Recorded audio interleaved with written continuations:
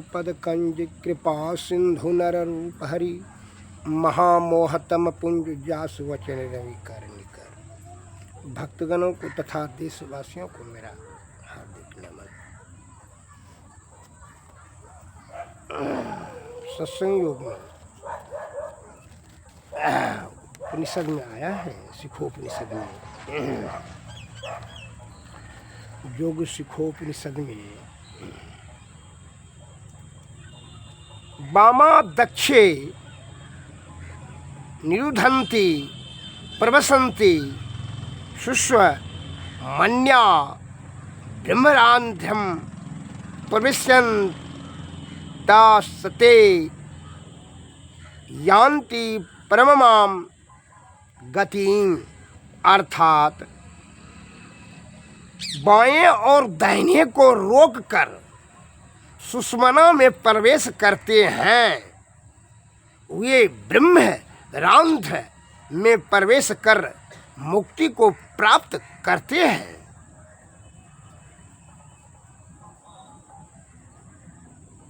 सुषुम्ना न्याम प्रवेशेन चंद्र सूर्यो लयम गतो। अर्थात सुषुम्ना में प्रवेश करने में से चंद्र सूर्य लय होते हैं। सुषुम्नायाम यदा योगी क्षणैक पपि तिष्ठति, सुषुम्नायाम यदा योगी क्षणम धर्मपि तिष्ठति। सुषुम्ना में जब योगी एक क्षण भी ठहरता है तो सुषुम्ना में जब योगी आधा क्षण भी ठहरता है। सुषुम्ना में जब योगी पानी और नमक के समान मिल जाता है और सुषुम्ना में जब योगी दूध और पानी के समान मिल जाता है, तब ग्रंथियाँ गृह गांठ टूट जाती है, उसके संपूर्ण संशयों का नाश हो जाता है और वह परम प्रकाश आकाश में मिलाकर परम गति को प्राप्त होता है। अर्थात जीवात्मा की ब्रह्म की प्राप्ति हो जाती है। तो बाएं और दाहिने को रोक कर क्यों कहा? इसलिए कि बाएं दाएं इंगला पिंगला रहता है, माया मोह के चक्कर में फंस जाएंगे। जब आप ध्यान करने के लिए बैठें, जब नृत्य करेंगे बंद, तो बाएं दाएं जाएंगे तो इंगला पिंगला में चले जाएंगे। माया मोह का चक्कर में विषय भोग का भी आपको स्मरण होने लगेगा, उसी की चिंता करने लगेगा, उसी पर विचार आप जाने लगेगा। तो समझ लीजिए कि आप माया मोह के चक्कर में फंस रहे हैं। और सीधा सुषुम्ना नाड़ी में अगर यदि जीवात्मा को सूरज शब्द योग के द्वारा धकेल दिए तो अनहद में जाएगा। तो समझिए कि ब्रह्मानंद अर्थात मोक्ष प्राप्त होना निश्चित हो जाएगा। ये सभी शब्द की सार्थकता को समझने के लिए आपको क्या करना चाहिए? सद्गुरु के शरण में जाना चाहिए। कहे मन की जब तक कि मन और अहंकार आपके अधीन में नहीं हो जाता, विषय पर विजय आप प्राप्त नहीं कर सकेंगे। और जब तक कि विषय के अंतर्गत में रहेंगे तब ईश्वर की प्राप्ति कैसे होगा? ईश्वर प्राप्ति के लिए विषय से ऊपर उठ जाना पड़ेगा। इंगला पिंगला में इधर उधर बहकना नहीं पड़ेगा कि बेटा नहीं पढ़ सका, ज़मीनें बना सकें, मकान नहीं बनाए, दुकान नहीं बनाए, पूंजी पट्टा धन, स्त्री का सुरक्षा नहीं कर सके, कैसे करेंगे, क्या करेंगे? यही करते करते सोचते सोचते माया का ही बात सोचेंगे और इस प्रकार से आपका समय बर्बाद होते चला जाएगा, आयु छीन होती चली जाएगी। ईश्वर की प्राप्ति नहीं होगा। ईश्वर की प्राप्ति के लिए ईश्वर पर पूर्ण आस्था और भरोसा, दृढ़ विश्वास, श्रद्धा गुरु के प्रति पहले होगा, तभी नहीं ईश्वर के प्रति श्रद्धा विश्वास भरोसा होगा जी। पहले तो ईश्वर है कि नहीं है, बहुत सारे नाना प्रकार का संशय आपके मस्तिष्क में घूर रहा है कि बड़े बड़े ऋषि मुनि महर्षि जब भटक रहा है उसको तो मोक्ष मिले। मोक्ष का उसको देखने की वस्तु है जो आप देख लीजिएगा। जैसे पेट में दर्द हमको है कि नहीं है, उसको देखने की वस्तु है। वो तो हम कहेंगे आपको कि हमको पेट में दर्द है तभी ना आप हो जाइएगा। इसको मोक्ष मिल जाता है तो आपको कहले फुरता है कि हमको मोक्ष मिला। वो तो चीज़ अपना आनंद का चीज़ है, परमानंद प्राप्त करने का चीज़ है जी। जिस चीज़ से आपको आसक्ति है, जैसे एक मैं उदाहरण देता हूँ, आपको अपना पुत्र का ठेस लग कर जाए, पैर से जरा सा खोंच लग जाए पैर में, तो कहता है बड़ा डॉक्टर मिश्र करने लगते हैं और बड़ा दुख व्यक्त करते हैं कि ठीक से चलना चाहिए। और दूसरा का बच्चा, पड़ोसी का बच्चा अगर छत पर से गिर करके मर जाए, मोटर एक्सीडेंट से होकर मर जाए, तो आप उस समय यह शब्द का वखान करेंगे, फिर शब्द घुमा के बोलेंगे कि वह था ही ऐसा उदंड, बदमाश, अपराधी, नालायक, आप यही कहेंगे। क्योंकि आप अपना मानसिक संतुष्टि, वहाँ दया की भाव नहीं रहेगी, क्योंकि इसलिए उसके प्रति आसक्ति नहीं। बेटा तो वह भी है, बेटा ये भी है, तो पड़ोसी का ना बेटा है, आपका बेटा में आपका अपना तो सब श्रद्धा है। यही चीज़ है कि बिना श्रद्धा का सिद्धि नहीं मिलेगा। तो श्रद्धा होना चाहिए, पूर्ण आस्था और प्रगाढ़ प्रेम, तो तभी होगा जबकि मन की चंचलता रोक कर रखेंगे, तब मन और अहंकार को अपने नियंत्रण में रखें। जब मन और अहंकार नियंत्रण में रखने की आपकी योग्यता हो जाएगी, आपके अंडर में कैपेसिटी हो जाएगा, तब जो है तब ना ईश्वर के प्रति होगा।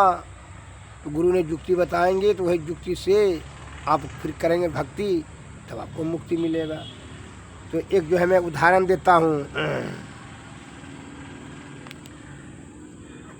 ईश्वर के विधान पर भरोसा रखें। पति पत्नी नाव पर सवार होकर के कहीं जा रहे थे, अंधर बड़ी जोर से अंधर तूफान उठ गया, नाव बीच नदी में थी। तो उसकी पत्नी तो बड़ा भयभीत होकर के मुँह कान पीला हो गया। तो वह कुछ नहीं है, तो उसका जो पति है किसी प्रकार का कोई भयभीत नहीं देख करके वह बोलती है, पत्नी उसकी, आपको डर नहीं लगता है जी? अंधर तूफान नाव तो डूब जाएगा, हम लोग तो मर जाएंगे, तैरने के लिए भी नहीं जानते हैं, और इतना अंधर तूफान में तरंग भी काफ़ी तीव्र है, तो बच करके भी नहीं बच नहीं सकेंगे। उसका चेहरा पीला हो गया, उसकी पत्नी की। उसने जवाब नहीं दिया, कुछ नहीं बोले, बल्कि कमर से तलवार निकाल करके अपने पत्नी के सिर पर रख करते हुए, धीरे से रखते हुए वो बोला, क्या तुमको डर लगता है? हम तुम्हारा गला काट देंगे अभी। तो उसने कहती है, अब मजाक करते हैं, इस समय आपको मजाक सूझ रहा है आपत्ति के काल में? क्योंकि नहीं, जो तुमको डर लगता है, क्योंकि नहीं, हमको क्या डर लगेगा, आप तो हमसे बहुत श्रद्धा और स्नेह और प्रेम करते हैं, आप हमारा कभी किसी प्रकार का कोई हानि नहीं कर सकते हैं, मुझे पूर्ण विश्वास और श्रद्धा है। क्योंकि उसी प्रकार हमको भी अपने ईश्वर के प्रति पूर्ण श्रद्धा और विश्वास है, अतः हम किसी प्रकार का उनको जो है उनके ऊपर संशय और संदेह नहीं करते हैं, इसलिए हमको भय नहीं लगता है। अगर यदि मौत निश्चित होगा तो टलेगा नहीं, और जब नहीं होगा तो वो अवश्य टल जाएगा, वो ईश्वर जरूर बचा लेंगे। इस पर पूर्ण भरोसा और विश्वास है हमको, इसलिए इनको भय नहीं लगता है। लेकिन तुमको पूर्ण विश्वास, भय, भरोसा ईश्वर के प्रति नहीं है, इसीलिए तुम भयभीत होकर के पीड़ा पड़ गई हो, अपना भय जाहिर कर रही हो, प्रकट कर रही हो।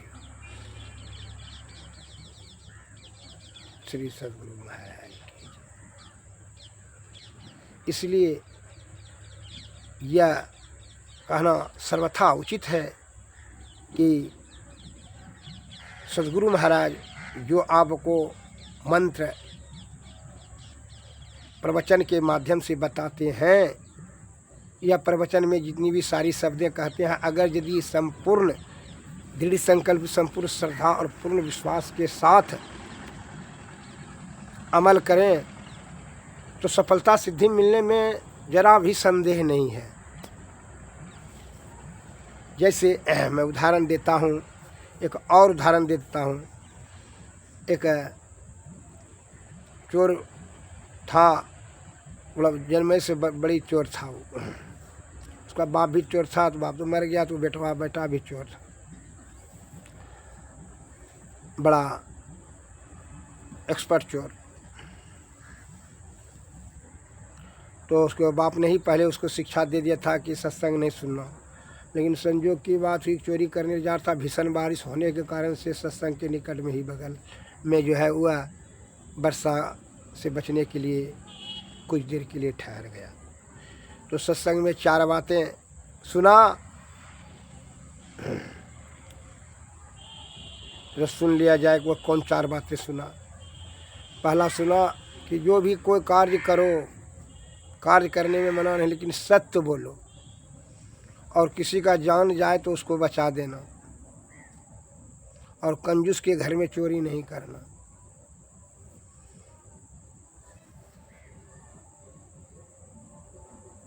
और जिसका जान बचाना उसके यहाँ चोरी नहीं करना, और हमेशा सर्वदा सत्य बोलना। तुम्हारा विजय निश्चित होगा, अनंत सुख मिल जाएगा। इस लौकिक दृष्टि से मैंने यह प्रवचन कर रहा हूँ। महात्मा जी ने कहा तुम इसको अमल करके देखो जीवन में कि तुमको सुख होता है कि नहीं। तो चोरवा ने मने दिन संकल्प कर लिया कि अच्छा देखते हैं 1 हफ्ता जो है ना, ये महात्मा जी का बात अमल करते हैं तो कि क्या हमको प्रतिक्रिया होती है। क्या बहुत आदमी सत्संग करते फिरता है। तो गया चोरी करने के लिए। तो एक पहला दिन, जिस दिन बरसा जब रुका तो गया चोरी करने तो एक तो है 12 बज रहा था रात। तो उसमें एक नया हिसाब में साहू जी के यहाँ चोरी करने लगे घुसा। तो एक नया का हिसाब का डिफरेंस हो रहा था, अंतर हो रहा था, बेटा को बेसंहार मार रहा था। कैसे अंतर हुआ? तो जान लिया कि भीषण कंजूस है, उसके यहाँ से चोरी नहीं किया, भाग गया। दूसरा रात को फिर गया चोरी करने के लिए, और वो राजा के यहाँ कहा कि आज चले थे राजे के यहाँ। कहा कंजूस के यहाँ तो चोरी क्या करेंगे। तो राजे के यहाँ गया चोरी करने। तो राजा साहब राजा रानी सोए हुए थे। अब जो है 1 बजे रात में वह छिपा बैठा हुआ था, पहले ही बड़ा संदूक गजरेज के पीछे। बस 1 बजे रात जो है वह निकला, और सभी जो है चाबी लेकर के राजा साहब ने तकिया के नीचे रखा था चाबी और तलवार। चाबी धीरे धीरे निकाल करके सभी के जो है सोना चांदी का पोटली बना लिया।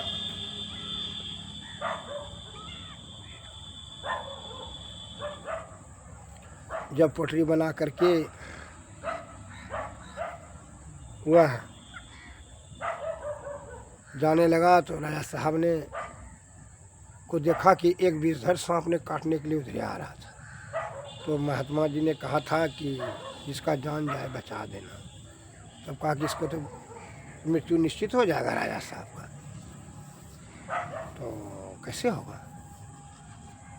तो उसने मन में विचार किया कि इसको तो प्राण बचना। पटरी रख दिया उसी जगह, सप्पा को तलवार लेकर के 4-5 टुकड़ा करके जान मार दिया, और उसी जगह झाँप करके पटरी छोड़ कर चला गया कि जिसके यहाँ जिसका जान बचाएंगे अब चोरी इसके यहाँ क्या करेंगे। ये तीसरा बात अमल भी कर लिया, प्राण भी बचा दिया, और उसके यहाँ पटरी नहीं ले गया, छोड़ दिया, चला गया। और जब गया तो सिपाही ने वहाँ रोक दिया गेट पर। कहाँ से आ रहे हो? क्योंकि राजा के यहाँ से आ रहे हैं। और कहाँ से आ रहे हैं? कहा सच बोलना था उसको। कहा कसम खा लिया था कि 1 हफ्ता तक सच बोलना था, क्योंकि राजा के यहाँ से आ रहे हैं। तो खाली यहाँ था। क्योंकि कहाँ जा रहे हैं? क्योंकि अपने घर जा रहे हैं। और कहाँ जा रहे हैं? तो वो मन में सोचा कि खाली यहाँ था, जिसको क्या टोकेंगे, रोकेंगे। रोकना तो कोई सबूत नहीं है। तो उधर से जब वह प्रवेश कर रहा था 10 बजे रात में, तो उस समय भी उस सिपाही ने पूछा था गेट का पर जो सिपाही साहब जवान उसने पूछा था तो बताया था कि हम चोर हैं, बड़ा सच्चे भाव से और बड़ा ऊंचा आवाज़ में, हम चोर हैं, चोरी करने के लिए राजा के यहाँ जा रहे हैं। तो सिपाही दीवान ने सोचा कि हो सकता है कि वो उखड़ दिमाग का है, क्रोधी दिमाग का है, जाने दो, कोई उसका नज़दीकी संबंधी होगा, तो इसलिए इसको रोकना उचित नहीं है। कहा राजा साहब को शिकायत कर देगा तो बड़ा, कहा कोई असली जो चोर जो रहेगा तो चोर ने कहेगा कि हम चोर हैं, ये चोर नहीं है, क्रोधी दिमाग का है। सिपाही और दीवान ने यही मन में विचार कर लिया, कहा ठीक है जाइए। उधर से जब आ रहा था तो खाली हाथ था, तो उसको कैसे रोका, क्योंकि आ रहे हैं, बड़े जा रहे हैं, क्या बात है जा रहे हैं, तो बोले नहीं हम चोर हैं। उस समय तो बोल भी किए, फिर पूछ रहे हैं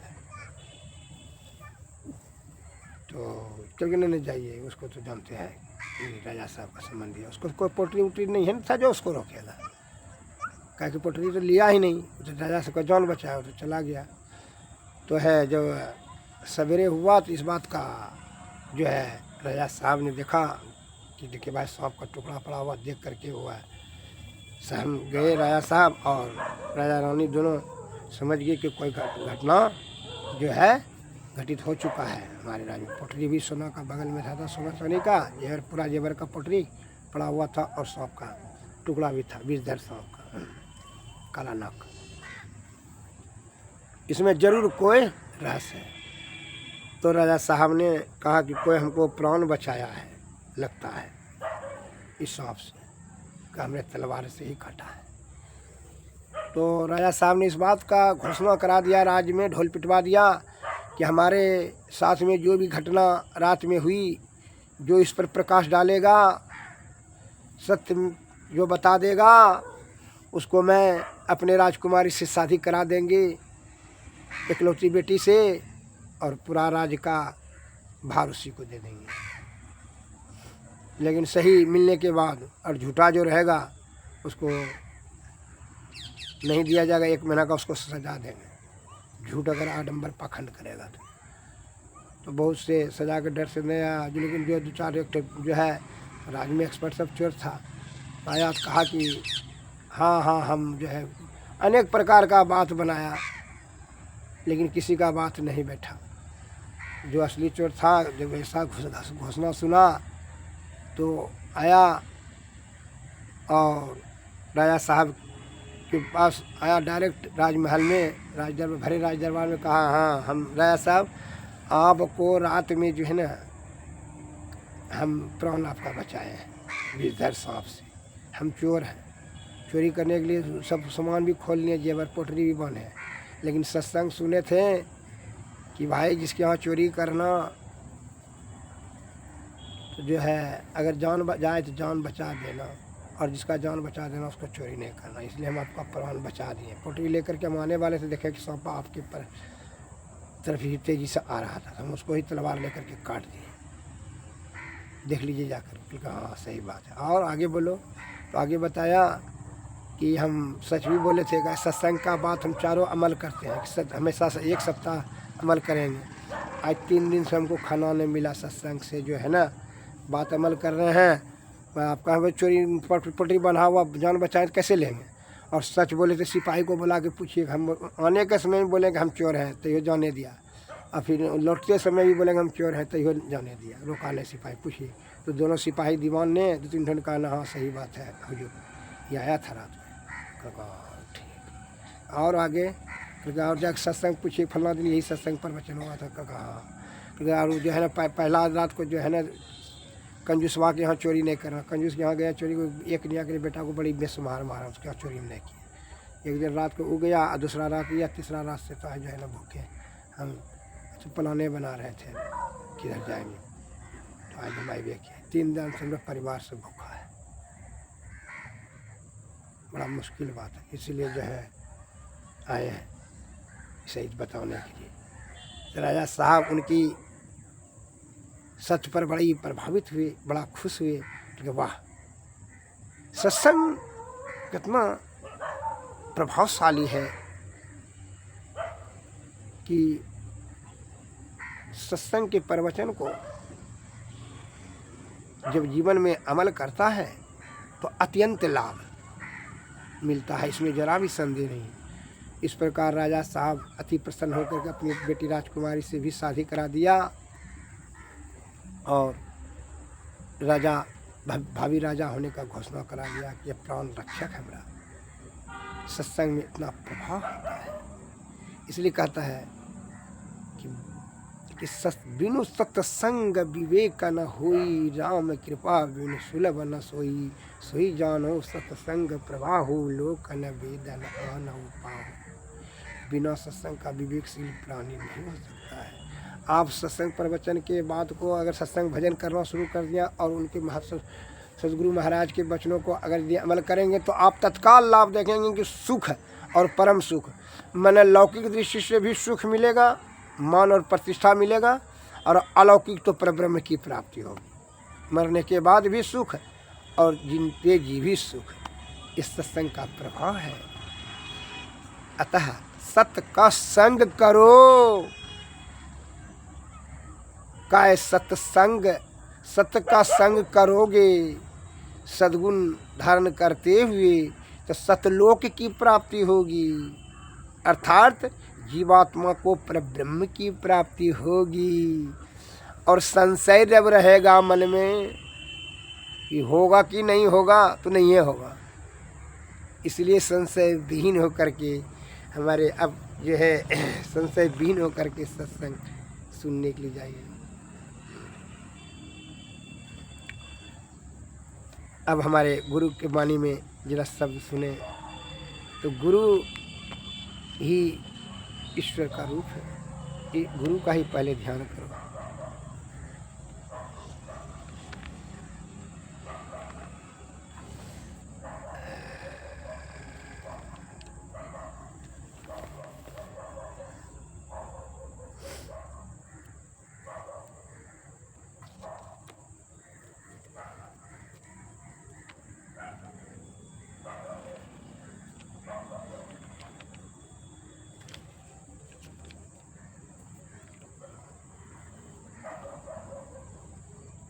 घट बिच अजब तमाशा साधु भाई, घट बिच अजब तमाशा, अधर भूमि पर सूरत जमा के देखो अजब प्रकाशा। घट बिच अजब तमाशा, लखत ही बने न मही कही सुनी, मिले करू निज घट की तलाशा। घट बिच अजब तमाशा, घट ही में सरगुण, घट ही में निर्गुण, घट ही में सतपद वासा। घट बिच अजब तमाशा, नहीं परितीत तो गुरु हरि सेवो, आपायर पिबन दासा। घट बिच अजब तमाशा, जाहिर जहुर सतगुरु देवी, साहब भेद बताओ वही खासा। घट बिच अजब तमाशा, मही कहत सुनो जो शरण गहे, लहे निज घट की विलासा। घट बिच अजब तमाशा साधु, घट बिच अजब तमाशा। घट की काली घटा में यश स्थिर, तड़ित जड़ित परकाशा। घट बिच अजब तमाशा, घट में घटता माही घट है, तिहूँ घट में घट पासा। साधु घट बिच अजब तमाशा, सगुन जड़ छर घट चारि चौथ में, चेतन यगुन तन खासा। है साधु घट बिच अजब तमाशा, मैं ही शब्द अनाहत सा प्रभु, घट घट व्यापक पासा। घट विजय जब तमाशा। श्री सद्गुरु महाराज की जय। श्री सद्गुरु महाराज की जय। आरती तन मंदिर में कीजिए, दृष्टि जुगल कर हसन मुख दीजिए। चमकै बिंदु सूक्ष्म यति उजल, ब्रह्म की ज्योति अनुपम लख लीजिए। जगमग जगमग रूप बरमंडा, रखी निरखी ज्योति तज दीजिए। शब्द सूरत अभ्यास सरल तर, करि करि सार सवद गरि लीजिए। ऐसी जुगति का गढ़ त्यागी, भव भ्रम भेद सकल मल छीजी। भव खंडन की आरती यह निर्मल, करि में अमृत रस पीजी। आरती तन मंदिर में कीजिए, दृष्टि जुगल कृष्ण मुख दीजिए। श्री सद्गुरु महाराज की जय। श्री सद्गुरु महाराज की जय। सद्गुरुवे नमः। सद्गुरुवे